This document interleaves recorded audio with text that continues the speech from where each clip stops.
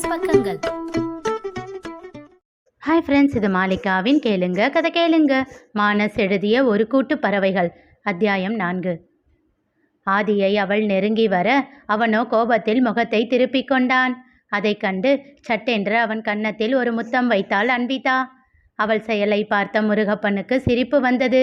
ஒரு டிஎஸ்பியான ஆதித்யாவிற்கு இணையான கம்பீரத்தோடு இருப்பவள் தன் அன்பு அண்ணனின் கோபத்திற்கு கட்டுப்பட்டு அவனை சமாதானம் செய்யும் முயற்சியில் ஈடுபடும் செல்ல தங்கையாக மாறி அவள் செய்யும் சேட்டைகளை எல்லாம் தன்னை மறந்து எப்போதும் ரசித்து பார்ப்பார்.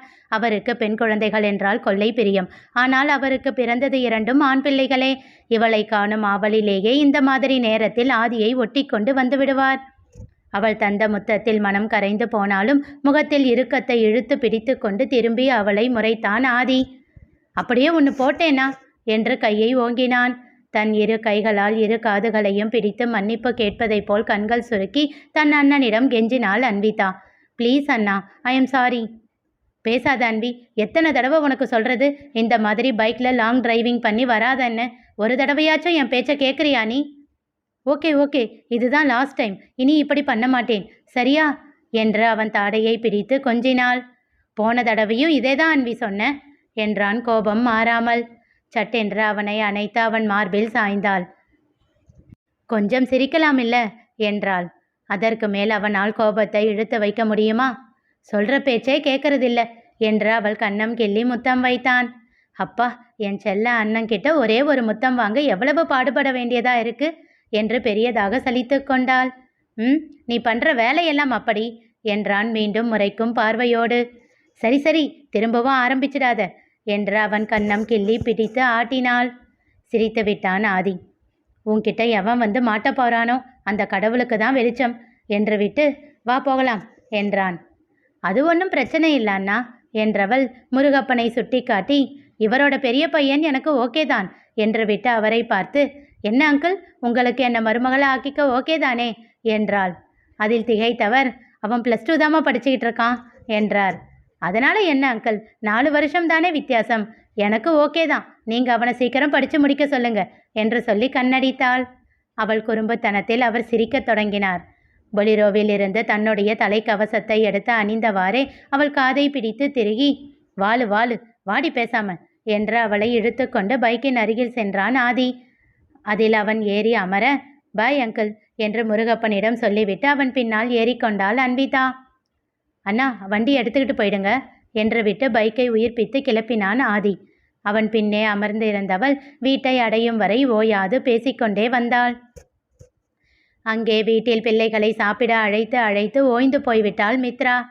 விடுமா, எதுக்காக இவ்வளவு கஷ்டப்படுற? அவங்க எப்படியும் வரமாட்டாங்கன்னு உனக்கு தெரியாதா என்றான் கிரி. ஆதி வரேன்னு சொல்லி இருக்கானோ என்று சந்தேகமாக கேட்டான் நவநீதன். இல்லடா, அவன் எதுவும் சொல்லலை என்றான் வேணு. அவன் வரப்போறான்னு தான் நினைக்கிறேன். அதுக்காகத்தான் இந்த வாண்டுக எல்லாம் சாப்பிடாம காத்துக்கிட்டு இருக்குங்க என்றாள் நித்யா.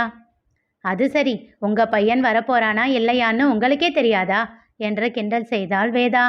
ஆமாடி, எங்ககிட்ட சொல்லிட்டு தான் அடுத்த வேலை பார்க்குறான் என்றாள் நித்யா சலிப்பாக. எனக்கு என்னவோ நீங்கள் சொல்கிறது தான் சரின்னு தோணுது அண்ணி என்றான் நந்து. எப்படி சொல்கிறீங்க என்று கேட்டாள் பிரியா.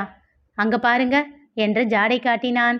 எல்லோரும் நந்து காட்டிய திசையில் பார்க்க முரளியையும் சத்யாவையும் அமர வைத்து அவர்கள் இருவரோடு கதை பேசி கொண்டிருந்தார்கள் எல்லோரும். ஆமாக்கா, மாமா சொல்கிறதும் கரெக்டு தான்னு தோணுது என்றாள் மித்ரா. இல்லைன்னா இந்த வாண்டுங்க அவங்கள தூங்க விடாமல் இப்படி இழுத்து வச்சிருக்க மாட்டாங்களே என்றான் நவநீதன். அக்கா, பேசாமல் தோசையை ஊற்றி ஹாட் பாக்ஸில் போட்டு வச்சிடலாமா என்று கேட்டாள் பிரியா. எனக்கும் அப்படி தாண்டி தோணுது. ஆதி வந்ததுக்கு அப்புறம்தான் எல்லாரும் ஒன்றா உட்காந்து அக்காவை ஊட்டி விட சொல்லி சாப்பிடுவாங்க என்றாள் வேதா.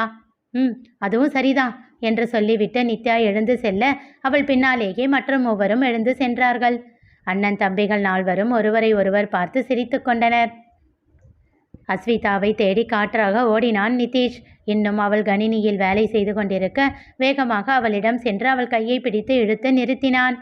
நேற்று நைட் எதுக்காக முழிச்சுக்கிட்டு இருந்த? என்கிட்ட ஏதாச்சும் சொல்லணுமா என்றான் கண்களில் எதிர்பார்ப்பை தேக்கி. அதுவரை கோபமாக அவனை பார்த்து கொண்டிருந்த அஸ்விதாவின் கண்களில் இப்பொழுது வேதனை அப்பட்டமாக தெரிந்தது. எதுவும் பேசாமல் மீண்டும் அமரப்போனவளை இழுத்து தன்னோடு இருக்க அணைத்து கொண்டான்.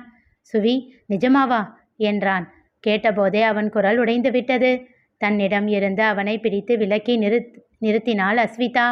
அவனோ மீண்டும் அவளை தன் பக்கம் இழுத்து அவள் கன்னம் தாங்கி முத்தமழை பொழிந்தான். அவள் தடுக்க முயற்சித்த அனைத்தும் வீணாகி போனது. அதற்கு மேல் அவனிடம் போராட முடியாமல் அமைதியாக நின்றுவிட்டாள். அவளுடைய எதிர்ப்பு நின்று போனதும் அவளிடம் இருந்து விலகி சுவி என்றான். பலார் என அவன் கன்னத்தில் அறைந்தாள் அஸ்விதா. கலங்கிய விழிகளோடு அவளை பார்த்து சாரி என்றான். இப்போது அவனை கோபத்தோடு பார்த்தவள் அவனை சரமாரியாக அடிக்கத் தொடங்கினாள். எதிர்ப்பு எதுவும் தெரிவிக்காமல் அவளிடம் அடிகளை வாங்கி கொண்டவன் அப்படியே அவள் முன் மண்டியிட்டு அமர்ந்து அவள் இடுப்போடு தன் கையை கட்டி கொண்டு அவள் வயிற்றில் தன் முகத்தை புதைத்தான். சில நிமிடங்கள் கழித்து நிமிர்ந்த அவள் முகம் பார்க்க அவளோ வெற்று பார்வை ஒன்றை அவனிடம் வீசிவிட்டு அவள் டேபிளில் இருந்த டிராயரை திறந்தாள். அவன் எழுந்து நிற்க அவன் கையை பிடித்து இழுத்து அதனை வைத்தாள். பின் தன் கணினியை அணைத்துவிட்டு அறையில் இருந்து வெளியே சென்று விட்டாள். நடுங்கும் கரங்களோடு அந்த 2 கோடிட்ட பிரெக்னன்சி கிட்டை பார்த்து கொண்டு நின்று இருந்தான் நிதிஷ். அவன் கண்கள் நீரால் திரையிட்டன. எத்தனை ஆசைகள், எத்தனை எதிர்பார்ப்புகள் இன்று உண்மையாகி இருக்கிறதா? விழிகளை தாண்டி கண்ணீர் கன்னத்தில் வழிந்துவிட்டது. அவர்களுக்கு திருமணமாகி முதல் 1.5 வருடங்கள் எதுவும் தெரியவில்லை. சந்தோஷமாகவே இருவரும் கழித்தார்கள். அதன் பிறகு இந்த 1 வருடத்தில் அவர்களின் எதிர்பார்ப்பு அதிகமாகி இருந்தது. ஒவ்வொரு மாதமும் எதிர்பார்த்து ஏமாந்து போனார்கள். முதலில் எல்லாம் 5 நாட்கள் தள்ளி போனாலே கிட் வைத்து சோதனை செய்ய ஆரம்பித்திருந்தார்கள்.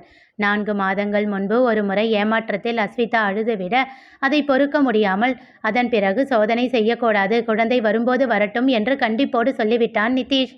இந்த மாதம் 10 நாட்கள் தாண்டிவிட்டதாக சென்ற வாரம் கூறினாள்.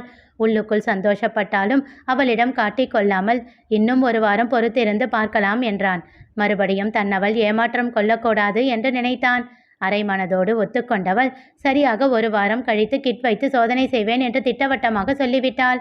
சரி என்று தலையை ஆட்டி வைத்தவன் அந்த நாள் நேற்றுதான் என்பதை மறந்துவிட்டான். சிறிது நேரம் கழித்தே தன்னிலை அடைந்தவன் தன் கையில் இருந்ததை டேபிளின் மேல் வைத்துவிட்டு தன் மனைவியை தேடிச் சென்றான். சென்றவன் அறியவில்லை, அந்த இரவு அவர்கள் இருவரின் மனதிலும் புதைந்து இருந்த ரகசியங்களை வெளிக்கொணரப் போகிறது என்று, அது அவர்கள் காதலை இன்னும் அழகாக்கப் போகிறது என்று.